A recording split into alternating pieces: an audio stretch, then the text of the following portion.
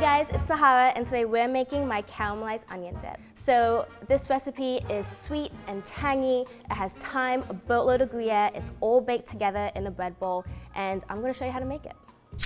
All right, so first we're going to be cutting a boatload of onions. When you're caramelized onions and you know that you're gonna be cutting a boatload of them, you can just have some nice caramelized onions, mix in some hot honey or something, and you can use that as a savory spread for a toast, or put that in a sandwich or something. And apparently, you'll see if you see mascara's coming down my eyes, but apparently cutting an onion by fire is going to prevent any tearing. So let's see. You want to go opposite the grain of the onions. So then you get these nice, thin little rings. They look like wheat. Making it rain with onion rings. I've cut up all my onions. It's a little teary, but not actual tears. The fire, it dries out my eyes. All right, let's start cooking these. All right, I'm gonna turn on my cooktop to medium heat. All right, I'm gonna add in a little bit of avocado oil. You can use a olive oil or a neutral oil if you want. I like playing with an avocado oil as my neutral base.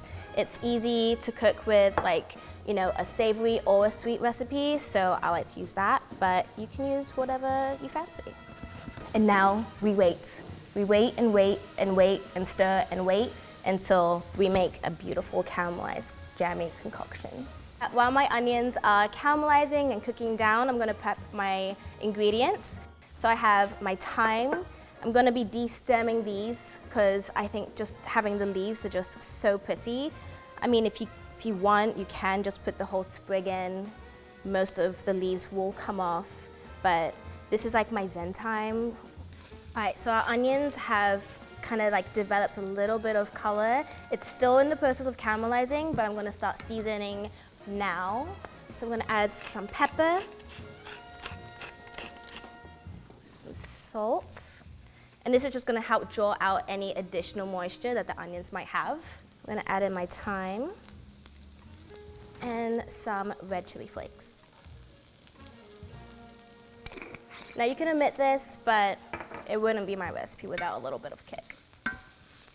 We're gonna continue cooking this for, I would say, another 10 minutes. We want a very jammy, thick, luscious consistency here. So any additional bigger pieces that might have not cooked completely so far, we're gonna give those a little extra love and put them on the bottom of the pan and put the more caramelized bits on top and cook through. So our caramelized onions have completely reduced. I'm gonna turn this off, take it off the heat and let it cool, and I'm gonna start developing the dip base.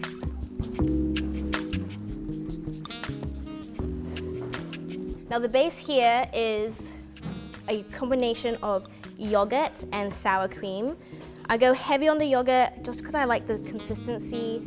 Sour cream just gives that extra little tanginess that's just so yummy. I'm going to add my secret ingredient. It's Marmite.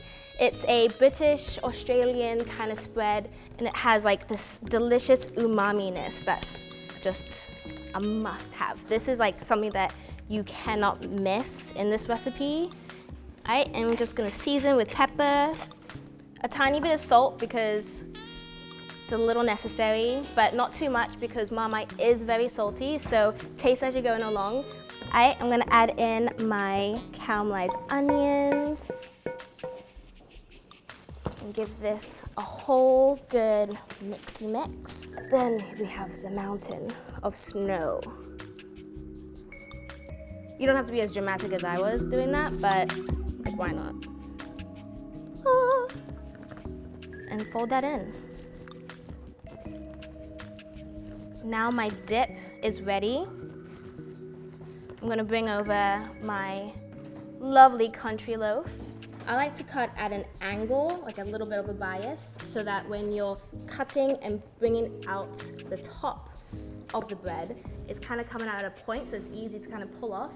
Where if you're cutting straight, then you have a much larger surface area that you haven't cut off the bread, and it's just a little messy. And don't throw the innards away, you can save it. You can make some croutons, panzanella, you can make some breadcrumbs with it.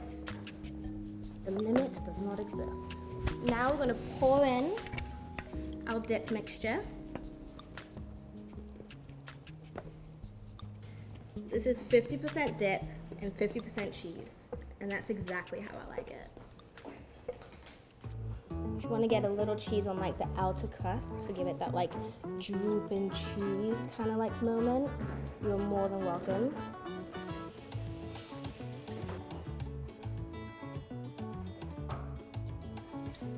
My bread bowl is ready for the oven. I'm just gonna transfer it to a baking dish, and you're going to bake this at 375 for about 20 to 25 minutes. Now, while my bread bowl is baking in the oven, I'm going to prepare this party platter to dip all of the good stuff in. So today I have some cucumbers, some rainbow carrots, and some radishes. You can use whatever you like. You can get some endives if you like, some radicchio, whatever you fancy. All right, let's check on our bowl. And now just make it look welcomed. Everyone's friends on this platter. And here you go.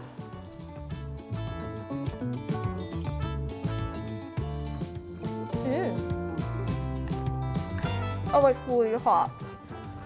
But it's so good. Yes.